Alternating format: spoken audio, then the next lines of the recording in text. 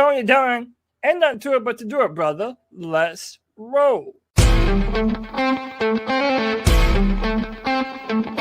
a world where Carolina Panthers fans have an insatiable thirst for Panthers news and opinions, only one podcast roars ferociously. It's the C3 Panthers Podcast.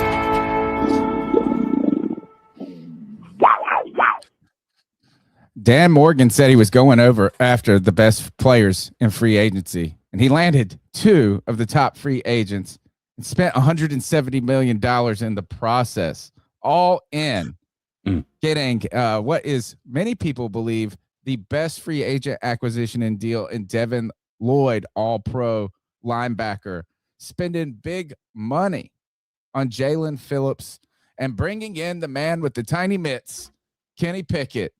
Dan Morgan told us what he was going to do. He said they wanted to get better at the pass rush. He said they needed to get better in the middle linebacker position and in coverage. And he also wanted to get the quarterback room younger and cheaper.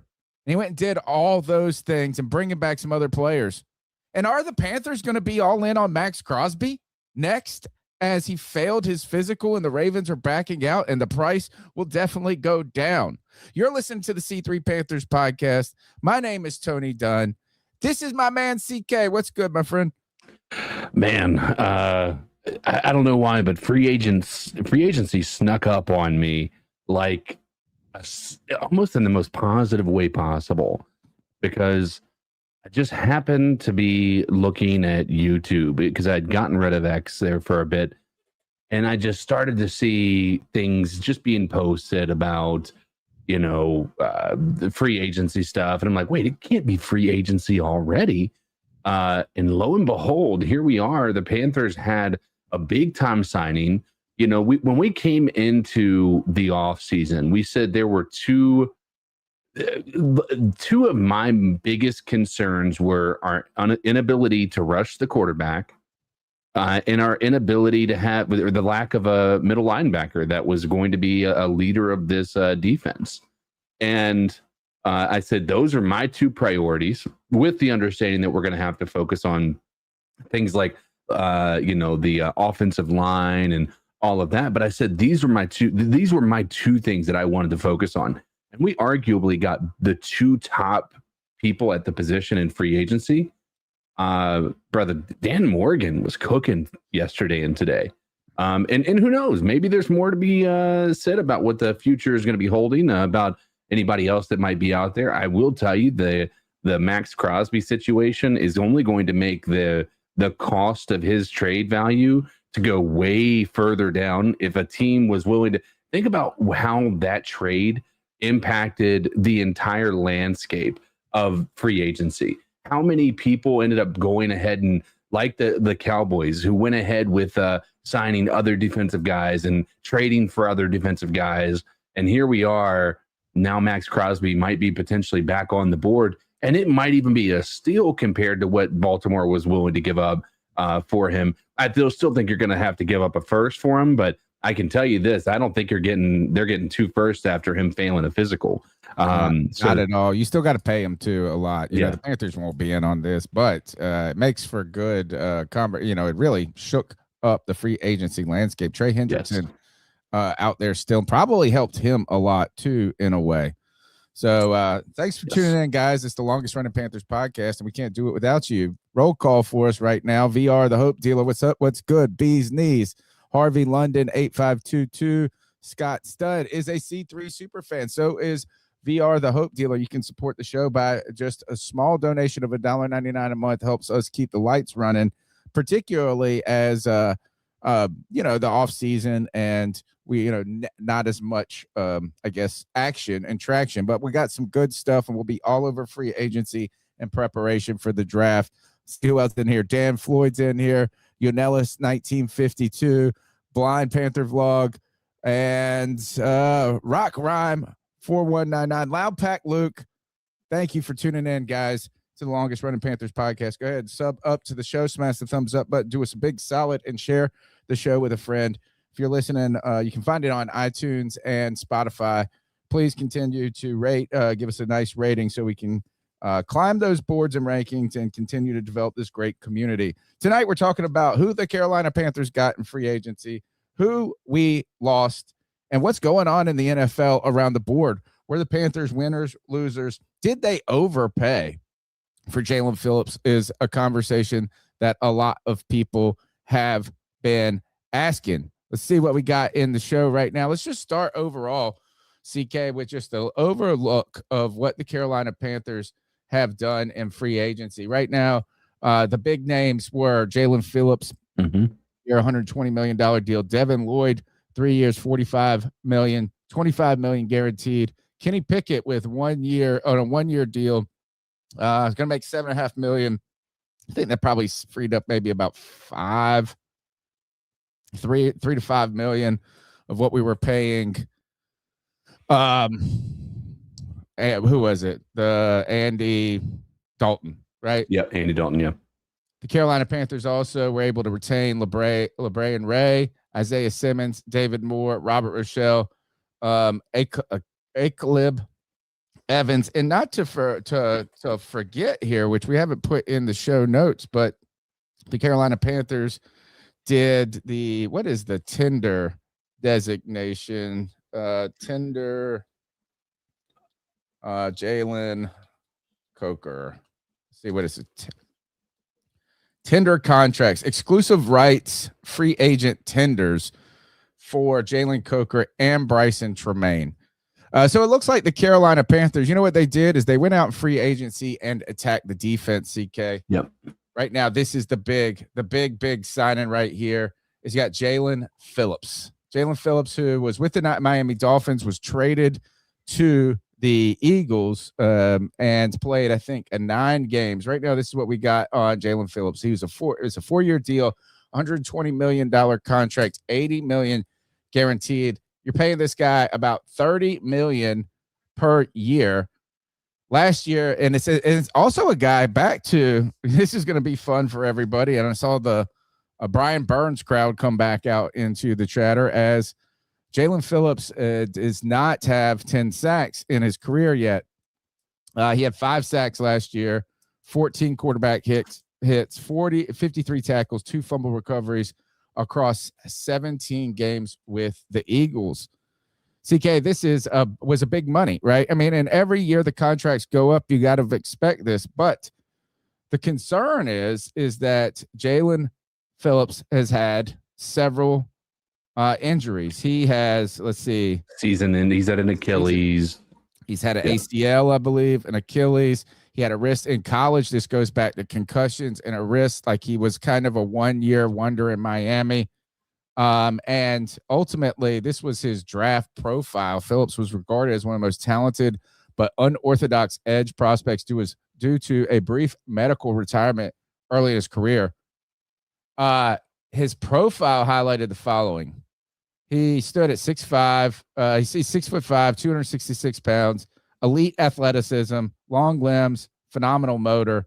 Scouts praised his first step quickness, active hands, advanced read and react skills. And he's noted for being versatile 3-down defender, capable of playing in a 4-3 and a 3-4.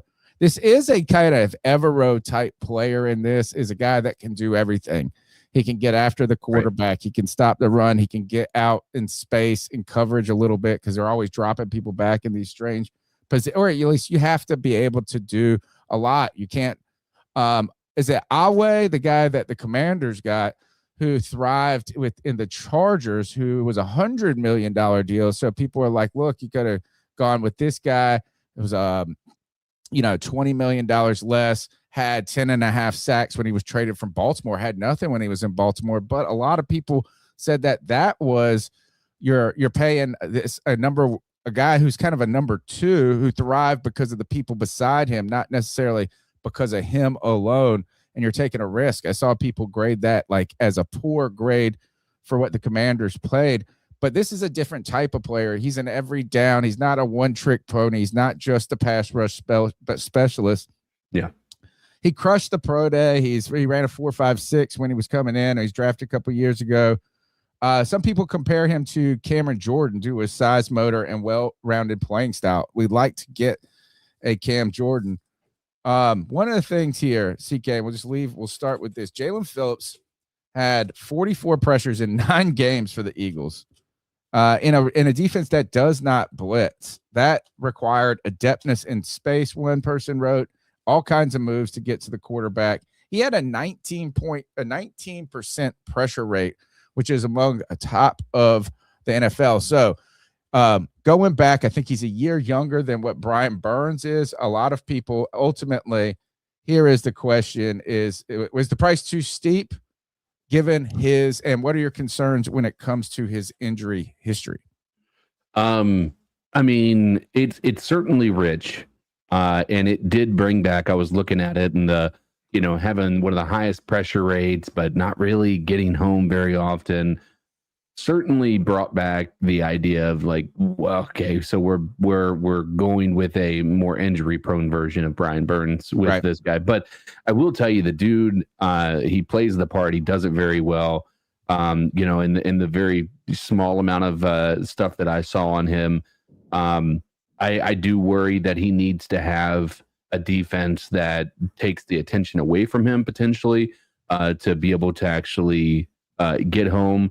But I think you pair him with Scorton, any of these young guys, anybody else, I think these guys are going to be able to get home significantly more frequently than we did last year. But I do worry about the overpay here. But I am excited that we were not. What I would have hated have happened yesterday was for this to be news that we got, and then another report said, "Hold the phone.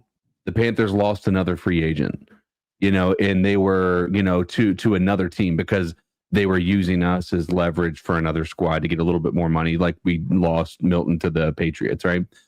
But I do love the move because these two things allowed us to be able to go into the draft with the philosophy of either best player available or, maybe we can make the decision to start trading down and go for a plethora of picks as opposed to picking, there in the first round.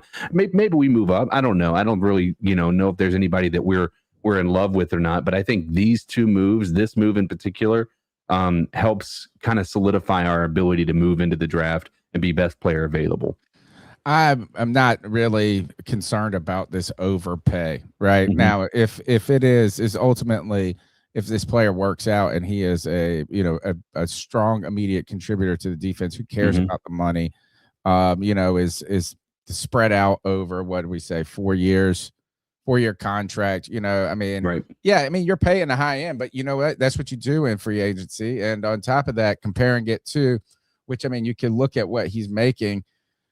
This is like, Nick Bosa is making $34 million, TJ Watt's 28, Brian Burns is 28. You could say, oh, well, we could pay Brian Burns. Well, one, we didn't have the ability at that time to pay Brian Burns. Yeah. Somehow we made this ability. We'll talk about how they've done some of those things in the background. But look, if we're just we've wanted the Carolina Panthers to be aggressive and active in free agency and go and our get entire lives. Yeah. By the way, and so why? Well, I'm not complaining about this, and I also we're in a different time and era, so I don't think it's really useful or valid to compare it to what we could have kept Brian Burns and we would have been in this situation. Now, Brian Burns did put up good numbers, in this past season, so I know that people will talk about that. On top of that, you got to pay to play. And some people, I saw Cody talking about this on Twitter, is that when you are a team like the Carolina Panthers, you might have to pay more than another team that is chasing a Super Bowl or something, or, you've got to get these guys here and make some consistency over time. So that could, but I'm not fretting over the money.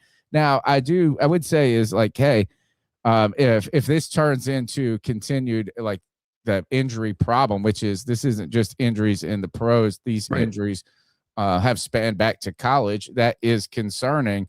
He did play a full season, and we've seen guys turn the corner. You could look at J.C. Horn.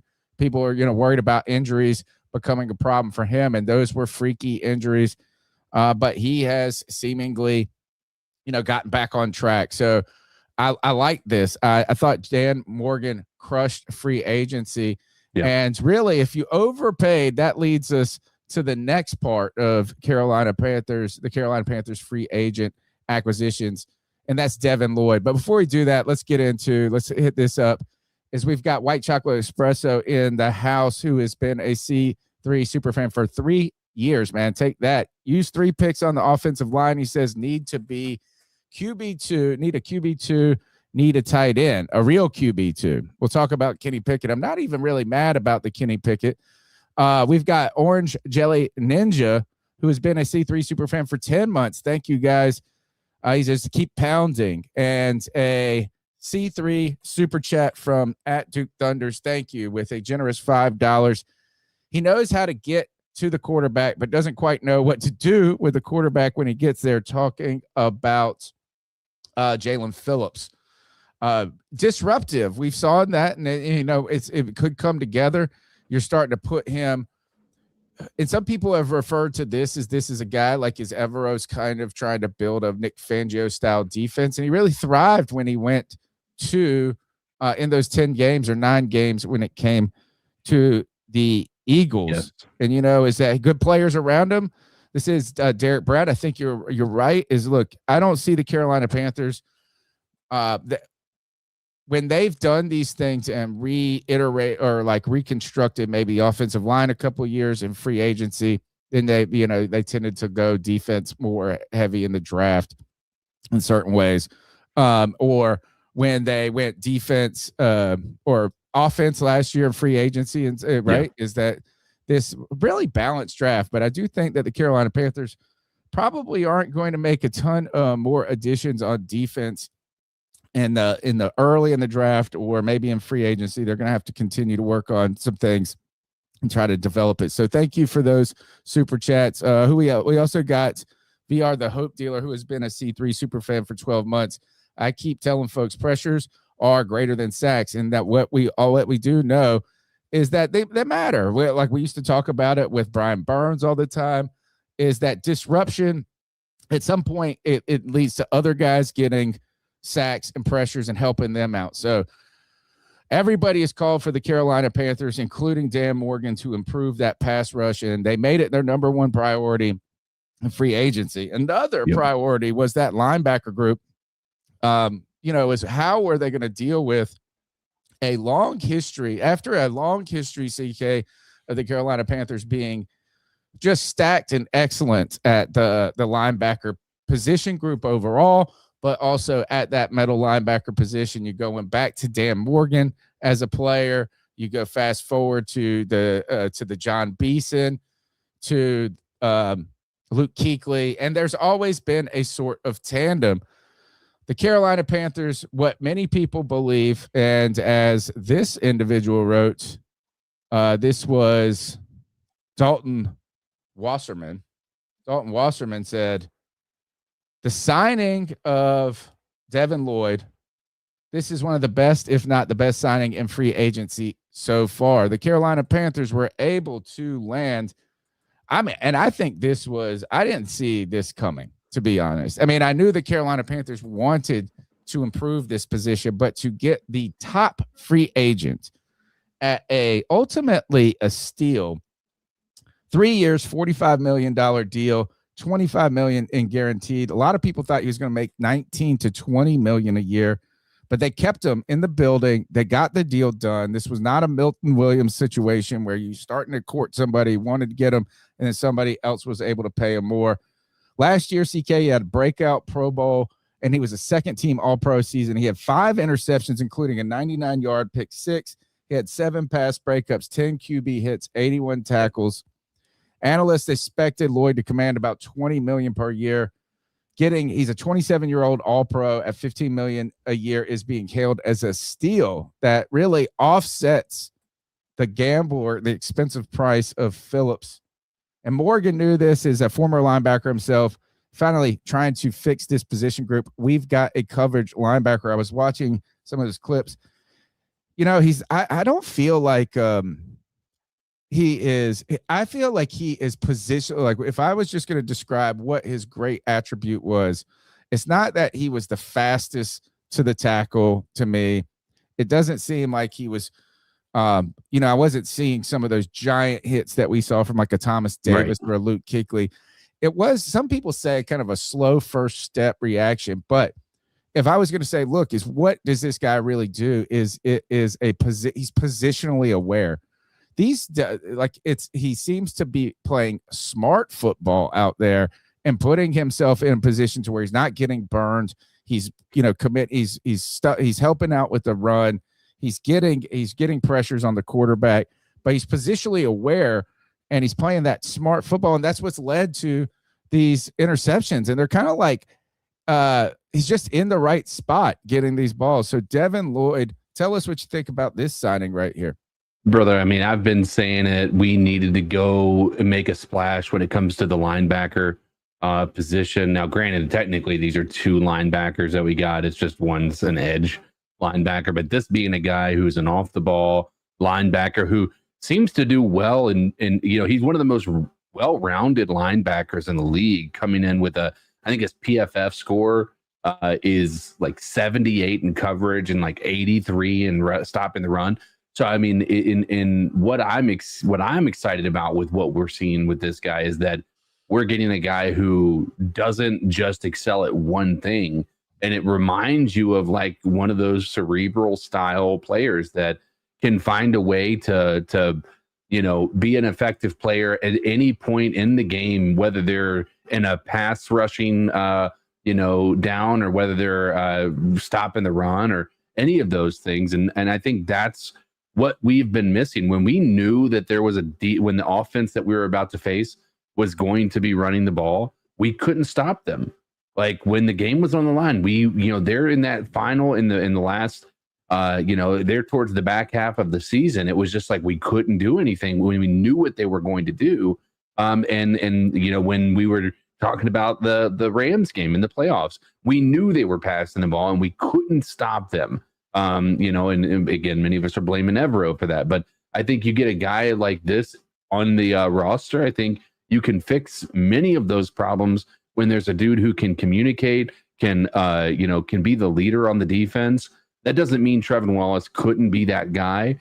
And I think having a guy like this to learn behind certainly couldn't hurt, especially, being that, Trevin Wallace is still under contract, for 2 more years. So it's worth seeing where these guys go and how they develop. But I think this is an exciting signing for me. Again, this is probably this one might be even more so exciting to me than the Jaelan Phillips signing. One of the things, though, I think like what I like about these players is first, we went out and got guys that we didn't kind of have to negotiate the field. Is like we knew we were trying to get these guys and we got kind of the blue chip players, not these middling re-signs that or retreads, or we can get by with this. I mean, think of like, this is no Justin Houston and his aging or Clowney, right? Even though we know White Chocolate Espresso loves Clowney and really actually was a decent player for us and stuff, is that you went and spent the money and you got the guys. Finally, as Carolina Panthers fans, we get to be kind of day one involved, not day two of free agency. But another cool thing about this is these guys is like you can just look at stats alone. And yeah, these stats are important too. And they've got strong statistics, but the time and the place of where these statistics happens, I think is important. Do they happen in big moments, in close games? At what point in the game do you get those sacks? So, for instance, Phillips is kind of like that. His sacks that came at clutch moments. Yeah, he had in the final frame of the season, basically the final quarter, in the fourth quarter, Phillips recorded 16 tackles. Out of those, what do we say? He had 53. 16 of those tackles came in fourth quarter. 2 out of his 5 sacks came in the fourth quarter. And when games were within 7 points during the fourth quarter, his efficiency was high, right? So He's had famously sealed a 2023 victory against the Chargers with a split sack on 4th and 12. And when he was with the Eagles, he made a game-saving tackle on 4th and 1 against Josh Jacobs with less than 90 seconds to beat the Packers.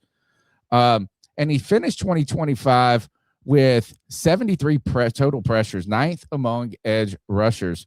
So a significant portion of those came in late games. And if you go to Devin Lloyd as well, Lloyd's production in close games was defined by his ability to take the ball away. I mean, Lloyd recorded 11 tackles and a critical interception in the fourth quarter and these fourth quarter close games, right? In 2025 season, he was defined by these big plays, pure tackle volume. And games decided by 7 points or fewer, he recorded 24 tackles, 1.5 sacks, and 3 interceptions.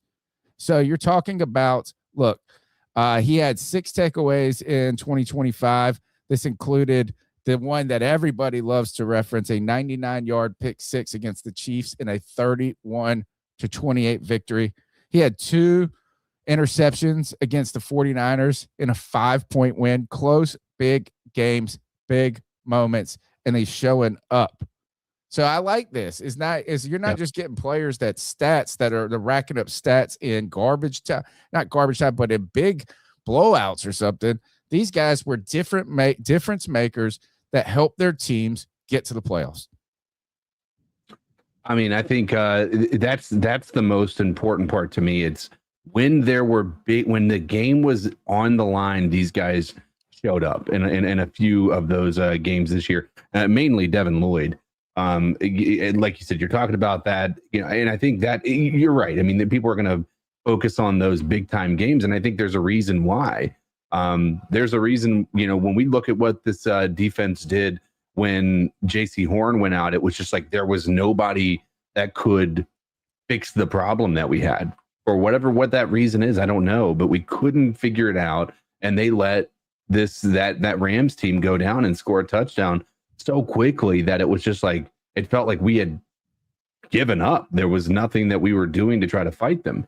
And so I like having a guy like this who in big moments find a way to put it together. I think that's incredible, and I think that's only going to be helpful for us when we're talking about being in a big time game again, which I think we all, after these signings, are feeling like this team is poised for another push to win the NFC South. We'll be looking around at what some of our NFC South opponents did in free agency, and how they're getting better. Or a lot of Atlanta Falcons fans fretting over the Tua Tagovailoa signing. Michael Penix Jr. cutting off an injury. Tua Tagovailoa is always being injured.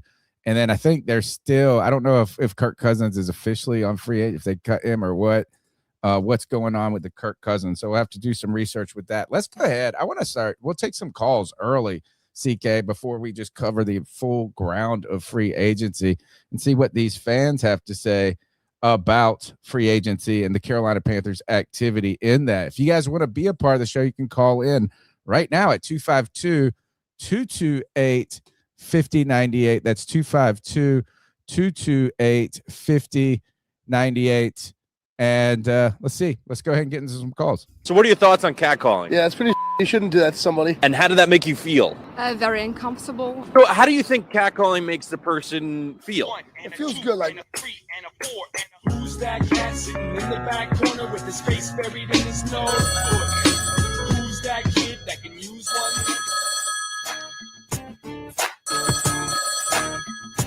one? Yo, what's up, C3? It's Anthony from Charlotte. Hope y'all boys are having a good Tuesday, man. Wow, man. Dan Morgan, man. Dan Morgan. Love this guy, man. What a day one, man. Oh, my goodness.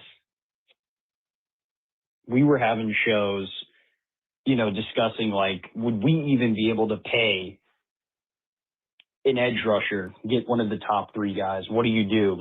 There's risk in that. And then it's well, could Devin Lloyd be the signing? Dan Morgan says,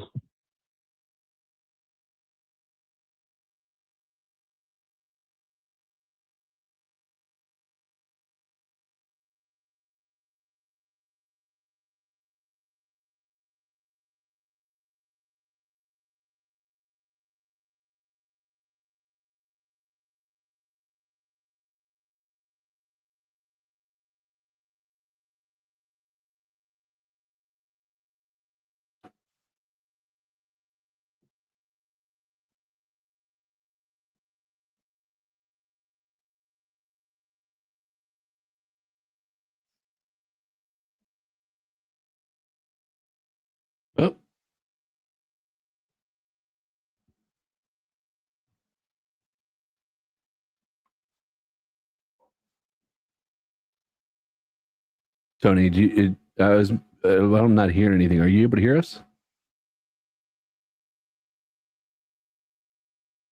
Okay. 1 second. I guess Tony got muted. I thought it might have been my sound because he wasn't reacting. So I'm guessing something's going on with him.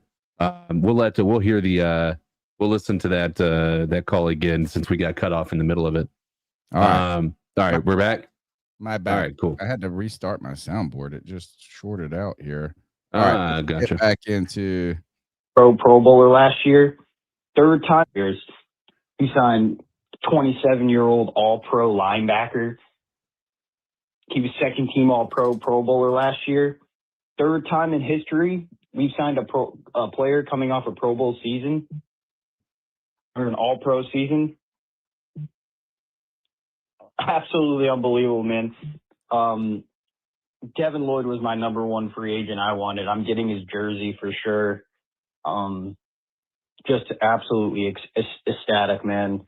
And then you get Jaelan Phillips, 26-year-old who drafted in the Fangio system, Miami, gets traded to the Fangio system, and now for the next 4 years and potentially longer will be in a Fangio system.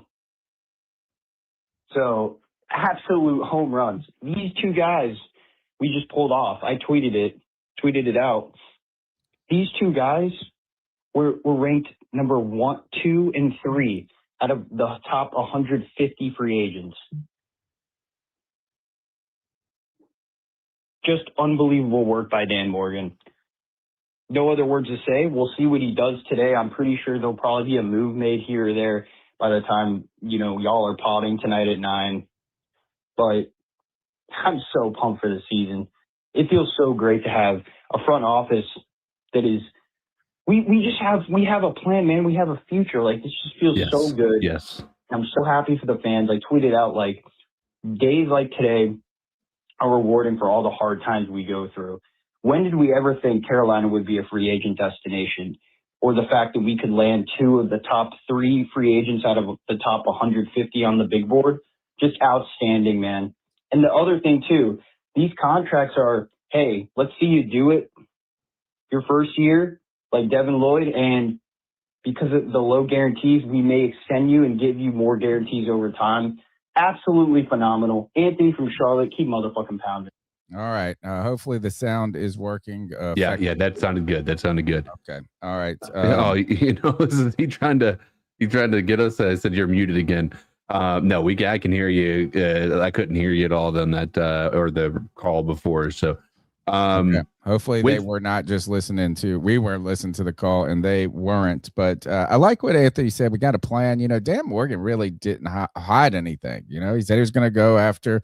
He did exactly what he said he was going to do. But he did go after premium players this time. He did go after premium players. He went after guys but here's something that I think, is an interesting concept. As I'd heard, I ended up after free agency yesterday. I re-downloaded X. I'm not on it all the time, so don't be expecting me to be like posting stuff or anything like that. It's just for days like today. But I wonder if those people who were like, when we were getting ready to go into the playoffs, right? A lot of people were like, we should have just lost. This is a waste. We shouldn't be even in the playoffs. We were negative. There was a lot of negative people who were looking at that playoff push as like a detriment to our future, right? Because we're not going to have a high draft pick. We're going to have kind of a middle of the road first round draft pick. And it's not going to be much. But I'm telling you, money talks, don't get me wrong, but I am telling you, like, being a playoff contender is a reason why some of these guys decided to sign with Carolina, and that's not to say that they think we're going to go win the Super Bowl or that I even think we're on the precipice of that. But I'm telling you that, like, to say that that's not a considering factor, a way that people consider who they're going to. I just think that the tanking idea would have made these signings null and void. There would be no shot that we're getting these guys if we didn't. And so that playoff push, no matter what you think about it, is the reason Dan Morgan and these players decided that the Panthers were the right fit for them. Beyond the money, yeah, they're getting paid good money. Don't get me wrong. I'm not naive in that. I'm not sitting here saying that money didn't play a factor, but I'm telling you, I guarantee you they turned down money from worse teams than we were, because of the fact that it would be a worse team. I just think it's worth acknowledging that and understanding that the way we finished last year and the way we looked competitive in the actual playoffs is a really big reason why we were able to land, in my opinion, franchise-altering defensive players to put on a defense that was struggling last year. Now, we had talked about last year, Evero didn't have any excuses, right? And I think he showed up more than I was giving him credit for throughout the year. I still blame him for much of what happened there in the playoffs with Stafford and them able to just drive down the field like we were a hot knife through butter. But this is in my opinion, this is like, dude, you got it you have a outside linebacker who has proven to be able to get at least some pressure on a quarterback. If you can't generate that pressure for your defense, there are no more excuses for Evero at this point. Like you can't. Yeah. Sorry. I saw a white chocolate espresso saying we haven't brought up Phillips' injuries. He might be talking about people in the chat necessarily, but Jaelan Phillips has dealt with significant injuries in his past, so there is a risk with that, right? And there's a risk with any player. Some breaking news right now, too, kind of. In the last hour, the Carolina Panthers have agreed to terms with offensive tackle Stone Forsythe, who was in Seattle with Dave Canales, but he got a starting gig last year in Las Vegas. Don't be super excited about that necessarily, because he allowed 11 sacks in 13 games. He was 89th out of 89th in offensive tackles, according to PFF. Made him the most sacked tackle in the league relative to his peers. Finished with a 55.2 overall grade, placing him 76 overall against just overall in tackles. He pass blocking was 78th out of 89. Run block was 69th out of 89. He was flagged 5 times over the course of the season. He played a total of 704 snaps, though, roughly 71%. We know that Geno Smith struggled behind that offensive line, but the Carolina Panthers are having to make some moves on this offensive line. We got some other additions, a center that we'll be talking about as they're dealing with the aftermath of a Kim Aquino. Let's go to the Hope Dealer, see what he's got to say about these free agent signings. CK, Tony Dunn, the C3 Legion. It's the Hope Dealer checking in real quick. Conviction. The word of the day is conviction, y'all. I got a lot to say. This might be a 2-caller. I'm so proud of Dan Morgan. He had conviction, and he went out there and got a couple of dogs. He got a couple of dogs in Jaelan Phillips and Devin Lloyd. Let's talk about Jaelan Phillips real quick. Dan Morgan said on record yesterday that he believes that they got the best free agent. And I'm hearing people talk about an overpay with Jaelan Phillips, but here's the thing y'all got to remember. Pressures are greater than sacks. I've said it before and I'll say it again. $30 million a year now is becoming the norm for premium pass rushers. And you pay these positions not for what they've done, but what they're going to do. Jaelan Phillips is 9th in pressure percentage out of 113 qualified pass rushers. 9th. Anybody that's saying it's an overpay, this dude is young.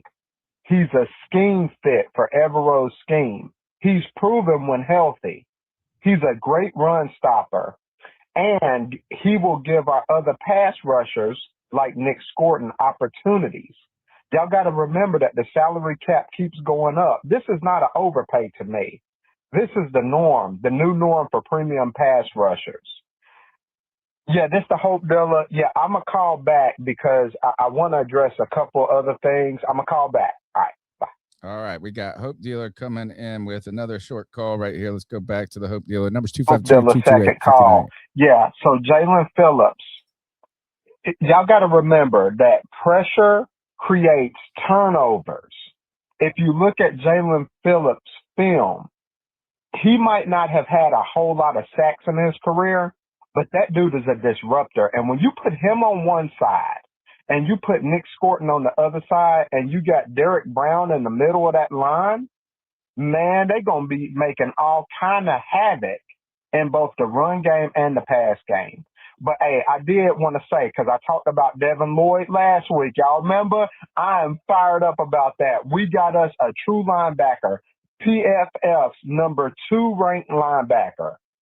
Devin Lloyd is a Carolina Panther, baby. How you like that? Big, strong, fast, sideline to sideline linebacker. Sign that guy. Man, I'm fired up about that. But, hey, one other thing, y'all. Kenny Pickett. I want to get y'all thoughts on this. You know, I know Kenny Pickett hasn't been that great, but at only 27 years of age, you know, Dave Canales, he hasn't had a chance to really develop anybody. And Kenny Pickett was a former first-round pick. So I think with Dave Canales giving up play calling, that may actually have a positive effect on Kenny Pickett's development as our backup. I know it's a one-year deal, but give me y'all thoughts on that, man, on Kenny Pickett if y'all hadn't already talked about it. But once again, this the hope dealer, man. Everybody stay hopeful out there. Free agency is here, baby. We making moves, baby. Keep pounding. What a great call. Thank you, Hope Dealer. We appreciate the support, man. We have a perfect segue to go to the handy backup. He might not have big hands, but he might come in handy. Kenny Pickett has reached a deal with the Carolina Panthers, a 1-year deal. That's going to probably pay out $7.5 million, $4 million guaranteed. If he's on the team, I'm sure he's going to fulfill that whole contract throughout the year. You know, provide some veteran depth behind Bryce Young, but still young. Kenny Pickett is like, I think he's capable of playing a little, right? Like, I don't think you remember the kind of funny thing about this, or the irony, is you go back to, ultimately, there is a connection between the Carolina Panthers and Pickett, and that was in the year that we drafted Akim Ekwonu. The Carolina Panthers were really scouting. That was the Malik Willis year, Malik. Who would have thought that year was going to be, out of all the people that came out that year, which wasn't like, don't get me wrong, it was probably one of the worst QB draft classes in, you know, the past 15 years. But to think that Malik Willis was going to be the first one to get an opportunity with a pretty heck of a decent contract too, for a guy who didn't really have to do a lot to earn that last year by coming in for a few games and putting up some crazy stats. But, you know, now you have Kenny Pickett here with the Panthers. You know, we have a group chat, and you know, Greg had popped in to talk about Kenny Pickett's record as a QB, and it was like 35-12 or something like that. Which, by the way, is so like it's Bat Daddy's way of trolling, because it's so, you know, ingenuine. Because he's been a backup. He's been a backup since he's left the Steelers, yeah. And so it's like he has not contributed in any way whatsoever to any team that he's been a starter on. But it's a good developmental opportunity, and having a guy who does have some starting, experience. But this is one of the most least exciting backup, signings that I've ever heard about. I think I would have preferred Jameis Winston or any other person, other than Kenny Pickett. Kenny Pickett is very possibly going to be like, some people are already talking about it. He might be a cat. He might be a camp body or something along those lines. I would almost prefer Dalton over Kenny Pickett. I kind of disagree on this one. I'm going to go the other way. I think that when you have a back, like when you're developing a team, particularly in trying to develop your franchise quarterback, or, kind of confidence in your guy, it's kind of like why Cam Newton couldn't be a backup quarterback for a team, right? It's like, it's just his presence is so big, is that anytime that quarterback makes a mistake, you're sitting here going, oh man, well, should we go to the number two? I think you should have a clear definition of like who your number one is. or I think there's some helpful things to where there isn't that like real competition. You have competitions between quarterbacks 2 and 3, not between 1 and 2. Right. But you also have had a guy who has had starting experience in the league. So I think that if Bryce were to experience some, a quarter he goes out or a game he goes out, I don't think you're completely dead in the water when it comes to having Kenny Pickett around, right? I don't think you build your team around Kenny Pickett, but I think, younger, cheaper option. And there is like we said, is that going back to this connection when it comes to the Carolina Panthers, is that Pickett had committed to play for Matt Rule when he was at Temple, and he flipped to Pittsburgh. And when 2022 draft rolled around, Rule was kind of in that high pressure situation, trying to find a quarterback, and they were like kind of stalling on the Sam Darnold experiment, but. Scott Fitter, Ben McAdoo, they went on that kind of going like scouting these quarterbacks when it came to Malik Willis. Interestingly, we were kind of like thinking that Malik Willis could be an option, and he signed a 3-year deal with the Dolphins. I don't think either of these guys. I think that's a real risky move for the Dolphins. I don't know how it's going to pay off, but Malik Willis, drafted, I think he was the number 1 quarterback taken. I don't know if Pickett was taken first, maybe he was, but both of those guys were the quarterbacks that went first, struggled, didn't get the footing with the Titans, goes back up in Green Bay, comes in and over a few games, didn't throw the ball much, but made some plays, and they didn't shit the bed when he was at the helm. And that landed him an opportunity to start in what the Dolphins are rebuilding again. But the big deal was the obsession with Kenny Pickett's small hands, 8.5 inches. And you know what? It did actually. It looks like he doesn't have the biggest arm, right? I mean, he can see the field well, it seems like, but he's not an elite quarterback by any means. And funny too is that fortunately the Panthers did pass on Kenny Pickett and went with Akim Ekwonu, but Akim Ekwonu now is dealing with this injury. So now Kenny Pickett's in Carolina. And what I love about this, they said there was concerns because he has a double jointed thumbs and fumbling in cold weather. One of the things I like about this is that Kenny Pickett is not the first gloved quarterback for the Carolina Panthers. Don't forget, David Carr, who when he started fumbling the ball a lot, switched to wearing a glove on his throwing hand. So interesting there. Kenny Pickett, but I'm okay with this because this means it's like Bryce Young. There's no, I don't think as we saw Dan Morgan said, Bryce Young's my guy, right? And he should be, right? He's continued. The Panthers have invested a lot in Bryce Young. He's progressing and getting better.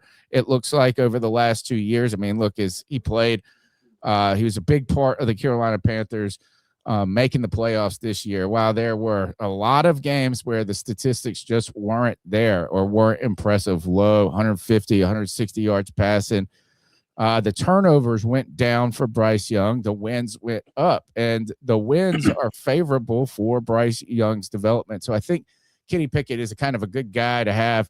It's like a body. We're not, you don't want your backup quarterback playing. And I don't think that Andy Dalton, I think he's hit a wall. I think he's stalled. I don't think right now, I haven't seen any news about any of the teams that were looking for maybe a potential veteran addition have gone after Andy Dalton. In fact, Geno Smith is now with the Jets with Frank Reich and that offensive line that, so is Tua's with the Falcons. And so you're looking at some of these. Andy Dalton has not been, we talked about, would you rather have Joe Flacco, Andy Dalton, this, that. When it comes to a backup, we don't want the backup to play. Kenny Pickett, the gloved warrior playing for the Carolina Panthers, younger, cheaper option at the backup quarterback. But really, this is all about Bryce Young's continued development. Let's go back to the phone lines, 252-228-5098. Join the conversation. Happy Tuesday, boys. Happy 2 days into legal tampering period. It's your boy out in Seattle, the best in the West. Nick, how y'all doing? Tony, my brother. Hey, I'm coming out to Carolina in July, and I'll be out here. Oh, gosh. I tried to Cody. Sorry, my bad, guys. Cody was just texting me during the show, and I Texting him back. Happy Tuesday, boys. Happy. We miss you, Cody. 2 days into legal tampering period. It's your boy out in Seattle, the best in the West. Nick, how y'all doing? Tony, my brother. Hey, I'm coming out to Carolina in July, and I'll be out your way, Tony. Check your Twitter. Let's get together. DK, always a pleasure. Thanks for doing what you do. Your voice is beautiful, my friend. Great couple of days, boys. I mean, Dan Morgan's been cooking, right? Like, he's been up in the kitchen with the paprika, with the onion. He in there making a masterpiece, because when was the last time we had 3 off seasons in a row where at the beginning of legal tampering, we're like, okay, I see you, GM. I see what you're doing. Like, how many times have we been like, damn, we could really use a left tackle. Yeah. Let's go spend a bunch of money on a backup corner. Like, that's been the MO for years, right? Like, so seeing Dan Morgan actually taking the history of Carolina into account and really delivering on the things that make the team better. Like, first couple of seasons, we gave up a lot to get Bryce. So Dan's doing everything he can to maximize Bryce. Put some talent around him, beef up that offensive line, give him a running game. Then what, other than a running game, an offensive line, what's the best thing a young quarterback can have? Strong defense. And now we got that. Like, think about it. These guys could have gone anywhere. And Dan Morgan and Dave Dallas have them buying in Carolina for the Carolina Panthers. And damn, it feels good. Devin Lloyd he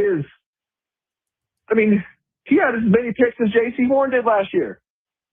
And he's a middle linebacker. He's a stud. I remember liking him coming out of college. He's a good player. Jaelan Phillips. Now, it really depends on how you how you break up your football, boys. If you're like, from myself, I like the flashy stats. I like sacks. I like interceptions. I like forced fumbles. But in today's day and age, with the nuance and advanced metrics, advanced stats, pressure win rate, that kind of stuff, Jaelan Phillips, he doesn't deliver a ton of sacks, but he gets a ton of pressures. And he's been one of the best at getting pressure on a quarterback since he's been in the NFL. And he's a baller. He's going to open up room for Nick Scorby. He's going to open up room for Princely. He's going to open up room for Derek Brown. Shit, he's going to open up room for Trevon Morris, who was one of the highest blitzing safeties in the league last year. We're doing good things, and it makes me excited now, because now we're sitting here, the two biggest boxes we needed to check. Edge rusher, off-ball backer. Boom, done. Not only got them, got the best ones out there. Amazing. Now we get to go into the draft next month. Obviously, we could still have more to do in free agency, right? But the draft next month, we really... Man, appreciate the call. I will be monitoring Twitter. I'd love to meet up with our friends in our C3 family out there. Just read this as CK is the Carolina Panthers were some of the big top spenders. They were top 3. The Titans spent $283 million so far in free agency, followed by the Raiders with $281 million.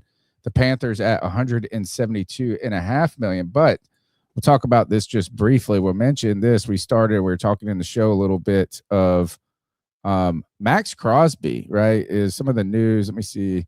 We got Max Crosby in here somewhere. The Ravens are backing out of the Max Crosby trade after agreeing to send 2 first-round picks as he has failed his physical concerns with his knee. I saw this, though, is Adam Farrell at Adam Farrell NFL. He tweeted, the Raiders can't afford to take Max Crosby back with the players that they verbally agreed to terms with.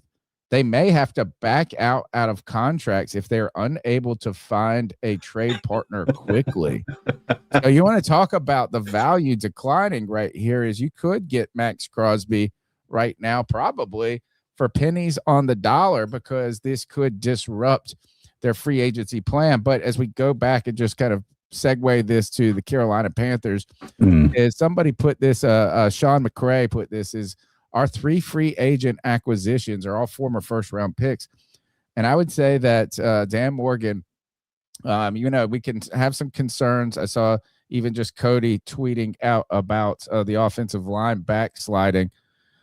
Is Dan Morgan is executing like fortunately we're not in a situation like how many do you mean like we missed him, Milton Williams in the past. we've had moments. Brashard Breeland was I think it was Brashard Breeland that we signed, and he got a golf ball to the foot on vacation. And then failed the physical or something like that. Yeah, and then we went to the Don Terry Poe route, and you had to really pivot and quickly. This throws a bomb probably in the Raiders' plans of how they're trying to navigate this free agency in the aftermath of just an incredibly terrible season, right? And not off to a very Raiderish start for the for the Las Vegas Raiders. That's it's such a wild thing to have happen for a guy. I mean, they like, and I get it. It was we were talking about it. It was a high risk, high reward, opportunity for Baltimore to shore up a defense that was largely considered the reason they weren't competing last year.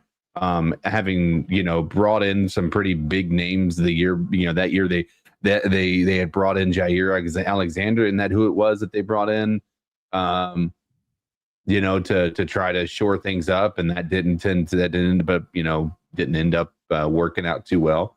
So it is very interesting to see this thing fall through the way that it did, because it does not feel.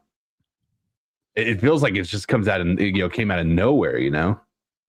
This is interesting. Cody just sent me, he just texted me a tweet from Jason Lockenfor. He says, Jason Lockenfor wrote, just got off the phone with 2 GMs, neither one of them buying the Ravens' failed physical narrative, not by a long shot. Good luck finding agents and teams to trust you in negotiations now. It's either not sitting well with the Raiders either. Could have got further medicals on Crosby way sooner. Interesting, right? Is like, what will be the backlash? Is like, I mean, this really does screw the Raiders' offseason plans to where they could back out significantly. Yeah. And like, is that this trade has I guess been a week since we've heard this news, maybe, or close to it. Where was this prior? How about a lesson to GMs out there and making these big trades? Is you better get all of that medical stuff hashed out before the first day of free agency. And, that goes for the team sending the player too. They need to have some assurances. And how do you back out at this moment? The Ravens really threw a bomb into this. Now, how were the Carolina Panthers able ultimately to pay this big money when they didn't have any money? Part of that came with freeing up $10 million in cap space by the release of Sean Robinson. What they're going to have to do is they're pushing more into the Travell Wharton, Bobby Brown III. They're going to have to rely on the free agent picks that they spent money on last year, while Sean Robinson has been a really strong player. He was like really played his tail off when Derek Brown was injured. He, I think, has been a good player for the Carolina Panthers. But, it's just you have to find a way to continue to commit to your vision, your plan. And while he was a good addition and Wharton had some issues with injuries, Bobby Brown played pretty well. They spent that money last year, and they're going to need those guys to produce. Another story, too, of how the Carolina Panthers, part of this is that Cade Mays has now signed with the Detroit Lions, I believe. Yep. And the Carolina Panthers had to, and I saw Cody tweeting this out. Cody put out that they had backtracked, that the Carolina Panthers are sliding in their offensive line after they committed to it a few years ago and building that. And he was referencing the poor play of Stone Forsythe. But the Carolina Panthers also were able to get Luke Fortner out of New Orleans, who was having a bounce back year, formerly with the Jacksonville Jaguars, was traded to the New Orleans Saints. Yep. He was acquired. He played all 17 games, starting the final 10. He had a 66.5 overall grade, a 72.5 pass blocking. He ranked 7th among all centers. He allowed 11 pressures. He allowed 3 sacks on the season. He was pretty good in run blocking. He remained disciplined. He only had 3 penalties over 678 offensive snaps. And many people have credited Fortner with preventing the offensive collapse in New Orleans. In 2024, the Saints went on a 7-game losing streak after, let's see. But ultimately, he's a veteran player. You had to fill this role. So I know you can look at Forsyth as being a problem. And it is, is this the bridge guy? How are you going to deal? But the real problem was Akim Ekwonu, who you had just given that 5th-year option to, and you're committed to it now. And that he experienced that devastating injury towards the end of the season. Yeah. And that, was it the last game or right near it? Can't remember. No, it was the playoff game. Yeah. Okay. So in the playoffs, and now, you can't spend money everywhere, right? And I don't know if it would have been wise. So what does this tell us about how the Carolina Panthers are positioning them in the draft? I think that we're going to see Dan Morgan's first offensive line pick in the NFL draft, or higher end offensive line pick in the NFL draft as a GM. We haven't seen that yet, but you not only have to prepare you got to be preparing for life after Taylor Moton.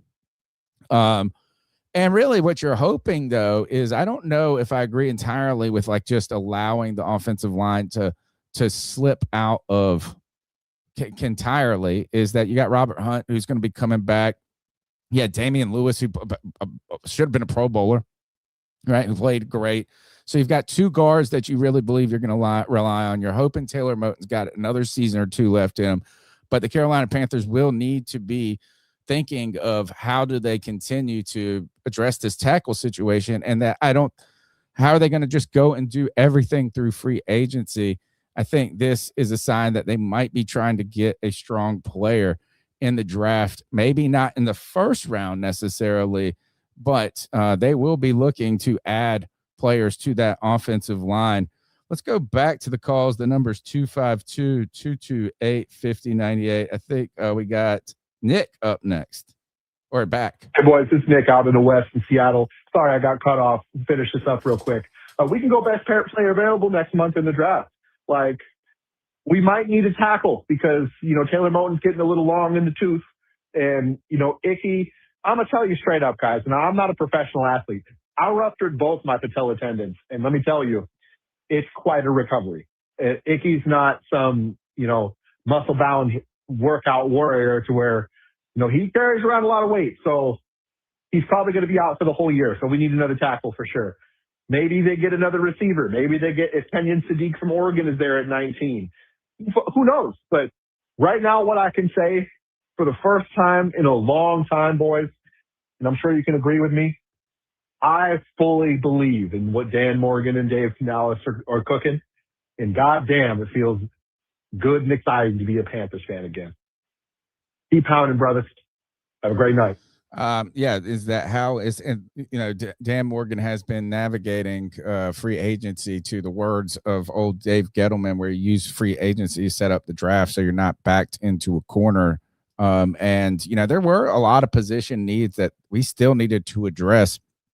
And I think he's checking off things on that box. Now, is it fully over? No.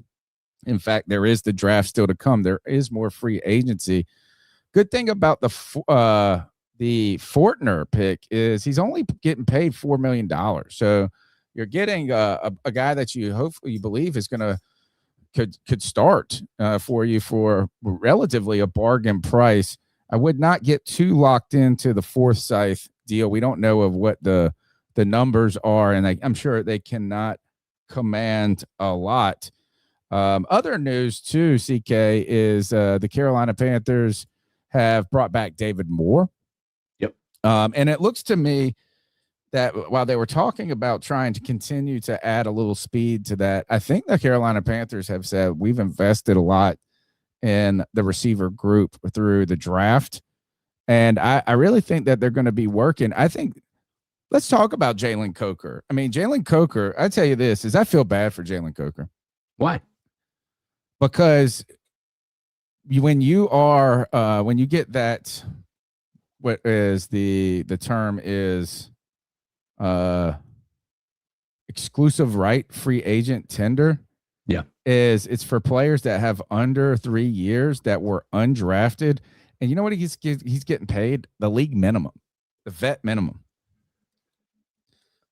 I wouldn't be shocked if they come to some sort of an agreement before the. I mean, wasn't he already getting the league minimum as an undrafted free agent for the most part?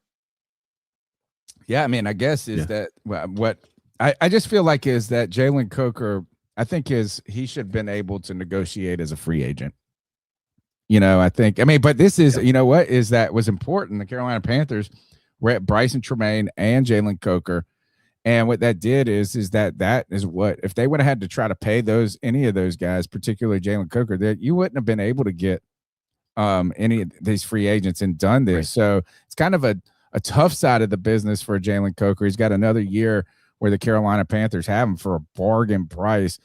But I think the Carolina Panthers are signaling this is that there's guys in that building that they can work with. Yeah. In this receiver core. David Moore, we didn't see much of him, but 2 years ago he was a contributor for this team. But I think that towards the end of the season, you saw the Panthers saying we got to get Jimmy Horn Jr. involved. Right. Well, that was early on too in the season. And he had a big catch, I think, in the first playoff game. So is that, you can't solve every thing through free agency. And what you're going to do is I think you're going to try to get by with McMillan. You're going to hope that Xavier Legette can kind of get out of that sophomore slump. Bryson Tremaine, really, he showed some flashes of being able to do a lot of different things. Speed with Jimmy Horn Jr. And the Carolina Panthers, people are talking about in the draft might need to be looking for a tight end at that point, right? Is that we still have questions there of how they're going to do this and how this team is going to come together. So let's go back to the calls. We got John B. Jenkins up next.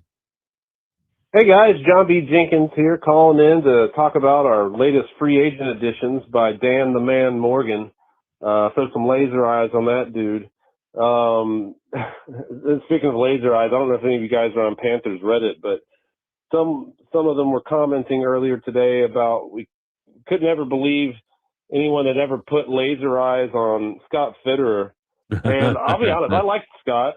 But then when I looked back through all of his acquisitions, I don't know, like, I don't know why we ever hired that guy. But anyway, we got Dan. Dan is our man. And Dan has brought in some men. Brought in Jaelan Phillips, Devin Lloyd, and Kenny Tyrannosaurus Rex armed hand Pickett. As far as Kenny Pickett, I'm actually a little excited about him. I mean, you guys remember when Rule and Brady were scouting that dude? And then, we were potentially, wasn't it going to be Pickett? And then we ended up getting Horn, or is that the wrong? No, it was either Pickett and did we get Derek Brown that draft? Oh my God, I can't believe I'm getting this wrong. Somebody in the comments is going to be screaming at me for sure. But anyway, I'm excited about this year's free agent haul. I'm not sure what to think about this guy that we brought in to be center, but we do need a center. And Dan and Brad know him. Sorry, not Dan. Dave and Brad know him. And I guess Dan does too, because he worked in the Seattle organization. But anyway, I don't know, super excited. I'll call and update you guys about alternative football next week. IFL is starting. The NAL will be starting this week. Hell, I'll just talk to you about it right now real quick.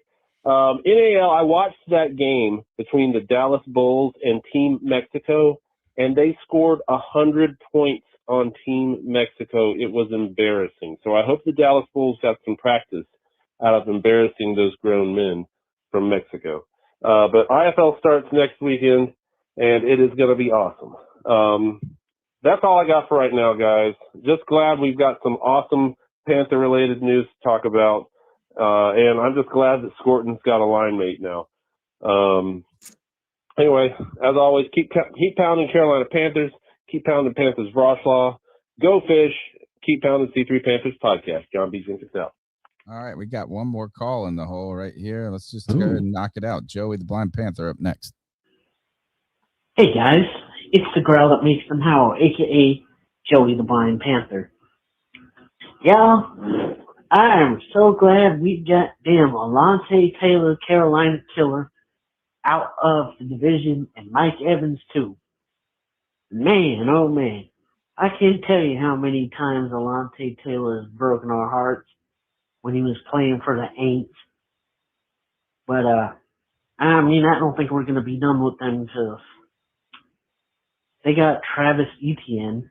Like, now we have two brothers playing in the same division. Like, we're going to have the Brother Bowl at running back twice a year. We already had it once this year. But Mike Evans is out of the division, and Alontae Taylor is out of the conference. The bad part of that is we fucking lost Cade Mays and Rico, but we got Jaelan Phillips, and that's a huge get. Like, that is. And we paid him a lot of money, too, which maybe we do something about the center in the draft. You know, we've got running backs. Those are easy to get. But I'm just glad we did something about our pass rush. Jaelan Phillips and Derek Brown. Jesus Christ, oh, man. That'd be a lot of fun. Anyway, guys. Wow. If you're having a bad day, I saw this tweet. Somebody, so I'm stealing that line. They said, if you're having a bad day, remember this guy out there. If the Ravens, this is Nate Hamilton _ Defensive Player of the Year, DPOY. If the Ravens happen to trade for Max Crosby, I'll completely shave my head. Welcome to Baltimore with this shaved head picture. Weird night. Joe Person tweeted, weird night for Ravens fans who, I mean, not for Raiders fans who are dealing with, this is Joe Person. I thought he's got jokes tonight. He tweets, weird night for Raiders fans trying to get their heads around the return of Max Crosby, but the loss of Stone Forsythe. So Joe Person on the coverage there, and Max Crosby, Trey Henderson still out there.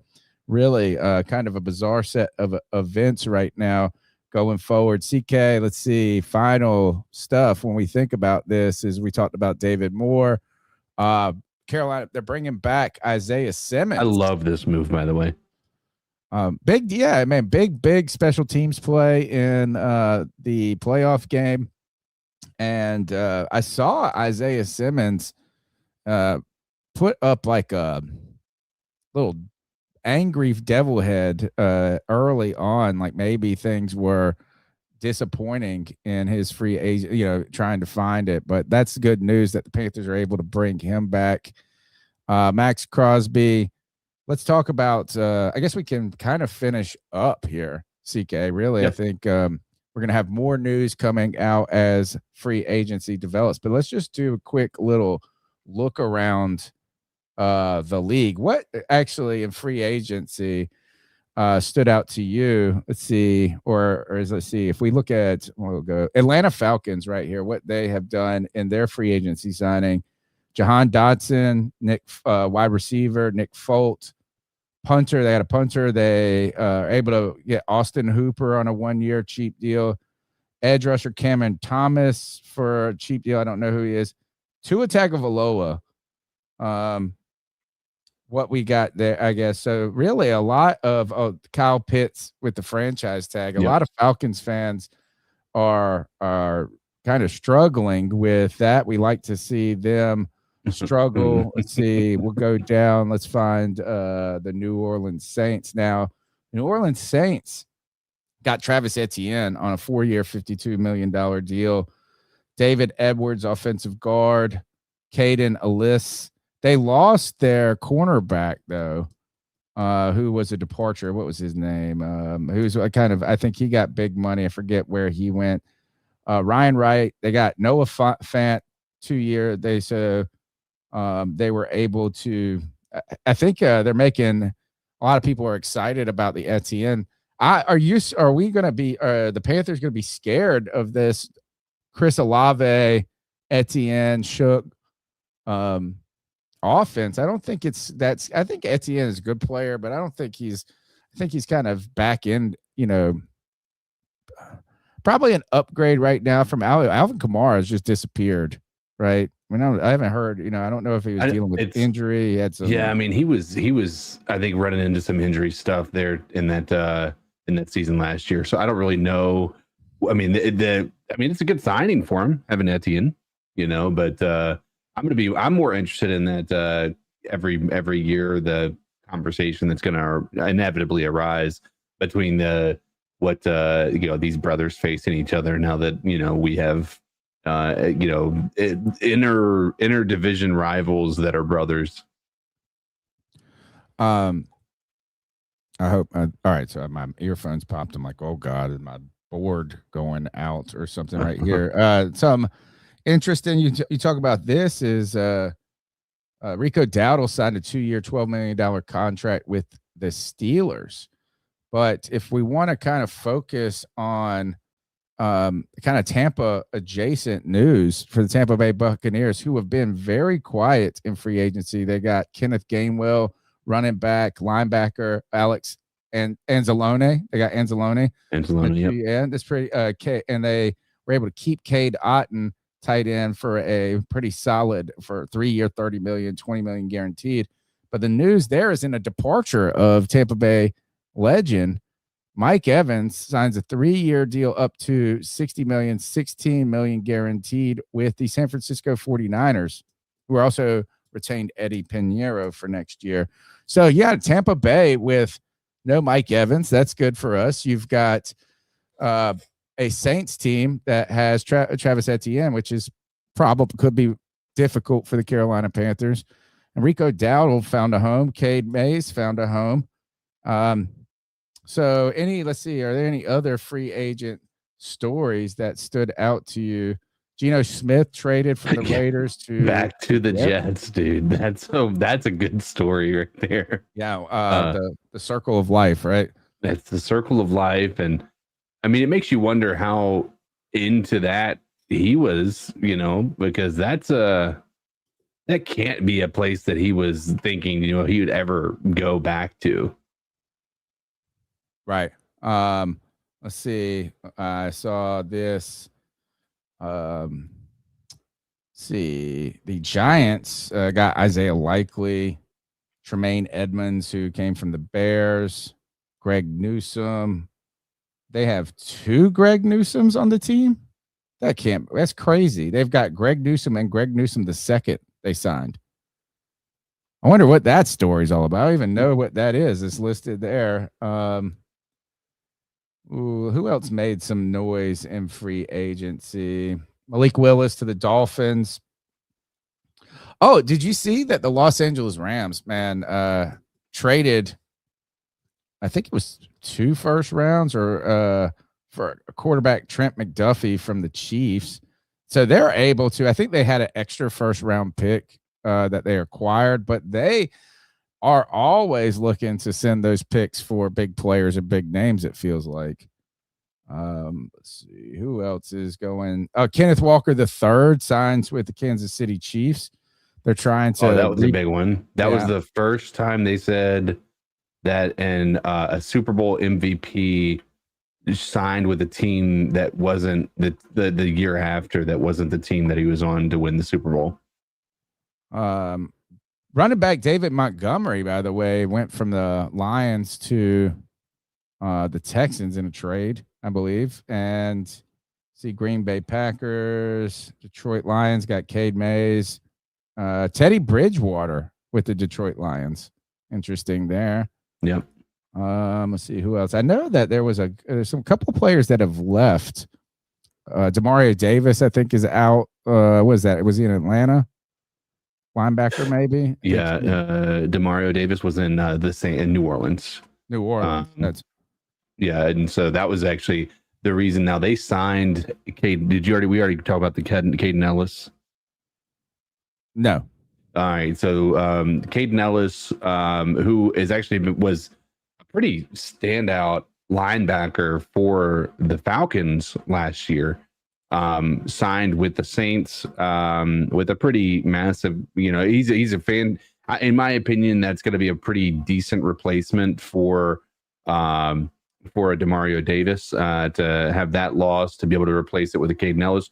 The interesting thing is, if I'm not mistaken, the Saints actually drafted him in the 7th round. And he was, I don't know if I would say he was replaced, but he was let go, or maybe he was traded. And then now the Saints pick him back up again. So that's an interesting turn of events, that he left the Saints, now the Saints, and they let him go. And here he is making more money than he ever did with the Saints, by the Saints, because he played well for a different team. Here's Bill Barnwell, winners and losers in free agency. He puts the Carolina Panthers with the Jaelan Phillips move as a winner. He says, wow, I've always been a fan of Phillips' game, and when he's healthy enough to step on the field, or when he is healthy enough to step on the field.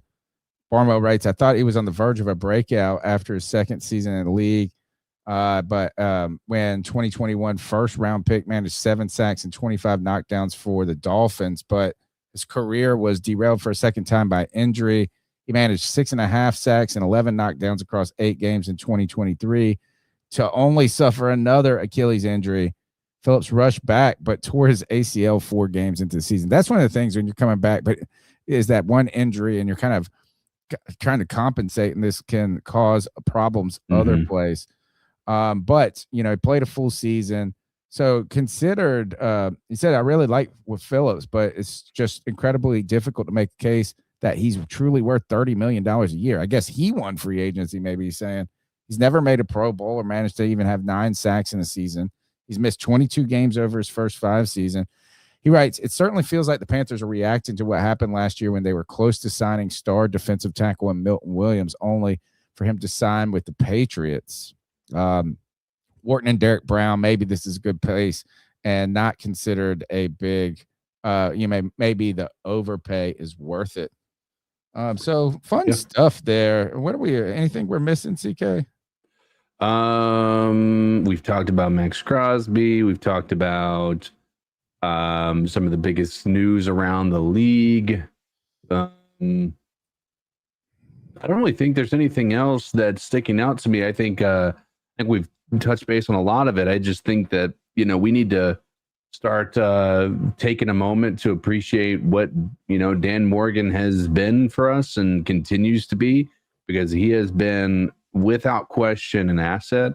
And there's not many moves that you're pointing to in his tenure so far as GM, where you're like head scratching, like that didn't turn out well, right? It seems as though there was something that you had, I believe it was you, had been advocating for. And that was, when we get rid of a GM, you get rid of the head coach, and then you bring 2 in at the same time and let them have a united vision on how to build this team. And that's what we did with Dave Canales and Dan Morgan. Dan Morgan was hired. He was about part of the process and bringing in Dave Canales. And this team feels like they have a vision. They have an identity.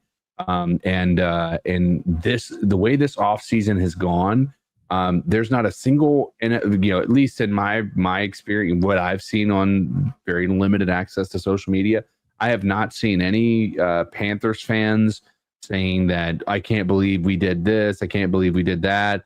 And I think that this makes the draft a lot less stressful about what we do moving forward. We are not going to be sitting there wondering, oh man, I really hope this dude falls to us. I really hope this happens. I really hope this happens. We're going to be able to say, going into it, whatever happens, if we can get an offensive lineman, great. If we can't, then, or if we can't get him early, an offensive lineman early in the draft, we don't have to press a need right now.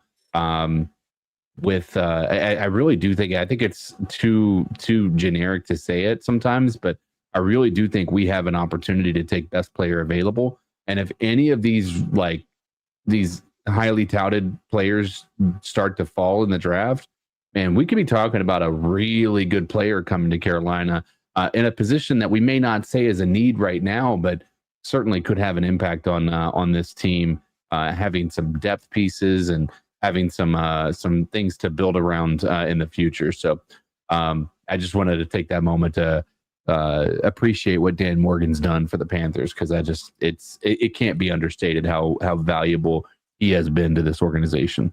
Yeah, I fully support. I'm really excited about this free agency. Is that whether, I mean, there's risk that comes with any free agent move. Sure. And, there was a question in my mind is how were the Carolina Panthers really going to be active in this free agency when you looked at the numbers? But the Brant Tillis and Dan Morgan figured it out and really went and got some key players that if they do work out for the Carolina Panthers, really can elevate that defense in a place now where you've got young, hopefully players that are going to continue to develop on the offensive side of the ball. We'll have to continue to monitor the offensive line, how the Carolina Panthers are going to manage that in the wake of the Akim Ekwonu injury. But there is more free agency to go, and the draft still is part of this. So this team is not built on day one of free agency, and Super Bowls are generally not made one on in free agency. Is how many times have we looked back at teams that we've said won free agency, but then haven't, that aren't competitive later in the season. But I think that you want to, and Dan Morgan's made some important moves. He fixed the offensive line, improved the defense. Now is continuing to focus on that defense with an eye of getting young talent in the building. I think on the offensive side of the ball, I did see that Ocho Cinco will be working with Xavier Legette to try to unlock some of his potential. Ocho Cinco famously, is that official? He called him out. He said, let's work it. Let's do it. But I don't know. Is that an official thing now or no? On Reddit, Sheena Quick tweeted it or on X. So I found it on Reddit. It says Xavier Legette is coming to see him in the offseason. He's special. He just needs someone to unlock that special that I can see from far away. XL and Keon Coleman, he said, I need those two. Yeah, I remember him saying that. I just wasn't sure. Ocho Cinco has been, he's a Panthers fan in a sense, right? He really has. All right. He's got his own catchphrase for us now. I'm not going to repeat it because I've been trying to be better, but.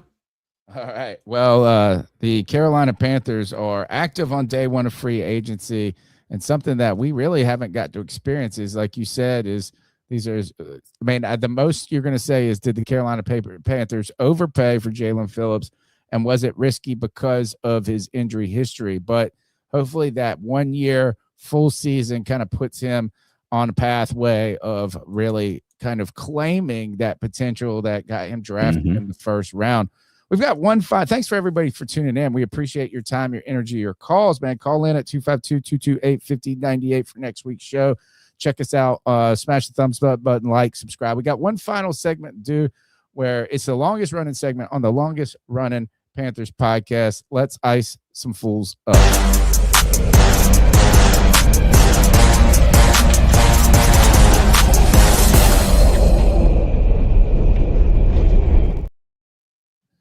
It's our homage to Steve Smith, where we tell someone to ice up, toughen up, to get it together.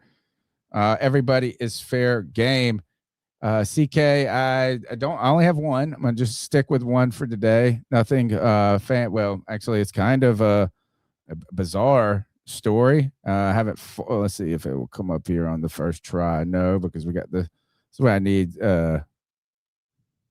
Remove. Where is Cody? When you, I won't say when you need them. I love Cody. Mr. Cody, can't wait for when you're back here doing this for me, because I did outsource it to you for a while. Former NFL player asked ChatGPT for advice after girlfriend's murder, prosecutors say. Prosecutors are using ChatGPT messages as key pieces of evidence in the murder case against former NFL player Darren Lee. Lee is a former linebacker who played for Ohio State and the New York Jets. He's charged with first-degree murder in the death of his girlfriend, Gabriella Perpetuo, and it appeared in court on Monday. Details about this is that in body cam footage, Lee told deputies he did not know what happened. She wasn't saying anything, he said, and that's when I called 911 immediately. I was like, what's going on? I was asleep for a long time. However, prosecutors presented messages that they say Lee sent to ChatGPT the day before Perpetuo was found dead. And it was ultimately, it said that he's being accused that Lee used AI chatbot as a legal advisor, allegedly having dozens of conversations over a 2-day period. And to the point of, it says this as like having this and trying to cover up this crime potentially is using AI. I saw another video too. So ice up to murder, ice up to I guess even planning it in an account and a device that could be linked to you. Not probably the wisest, but don't murder out there. Ice up. I did see something else. I was like, and I don't know if it's true, but it was like this teacher got arrested for Snapchat messages, and they said that the FBI reported her. So guys, girls, the deep state's watching you, right? And CIA, NSA, FBI, make sure you like and subscribe to the C3 Panthers podcast so I don't get iced up, right? CK, you got to ice up for us? Mine is less, I know this is kind of a lighthearted thing, but I'm gonna go with a bit of a, one that's a real life lesson, and I think we all can take it. In my local area, there was this guy who he had lost his son about 3 months ago.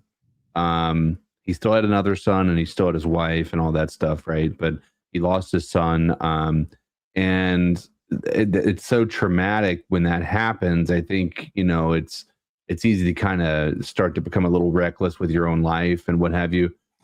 Well, this guy this past week was just on a motorcycle doing the most, the irresponsible stuff you think when you're seeing a guy on a motorcycle, just weaving in and out of traffic on the interstate. He ran into the back of a SUV, and he didn't make it, died on the scene, and left his wife and son, who just lost a brother, 3 months before that, and a son 3 months before that, for those two. And so, what I'd like to say is, no matter what you're going through, just be smart about what you do. It's what you do, no matter whether you feel like your life might be falling apart. You might feel like the world would be better without you. Man, things are so much worse when you're gone. And don't be putting yourself in a position where you're doing something just because you feel like you're invincible. Maybe you can get away with it, or maybe you're going to be able to get out of it. So I'm not icing that guy up. He paid the ultimate price with that, but I'm icing up the people who maybe are fighting that fight, but just don't really think about the things they do before they do it. Doesn't mean you live scared, but you don't live recklessly in that way. So especially when you have so much on the line after having lost a son already. So that being said, that was something to bring the mood down a little bit here before the end of the show. All right. Thanks everybody for tuning in. We'll be back next Tuesday, and if any big news hits, it's kind of perfect timing, free agency just for tonight's show. But if some big news hits, it might pop up. You never know. Maybe some short form content or some surprise content. But definitely back next Tuesday, 9 p.m. To hit you guys with all the Panthers news and opinions from the fan perspective. CK, thanks a lot. We're out of here.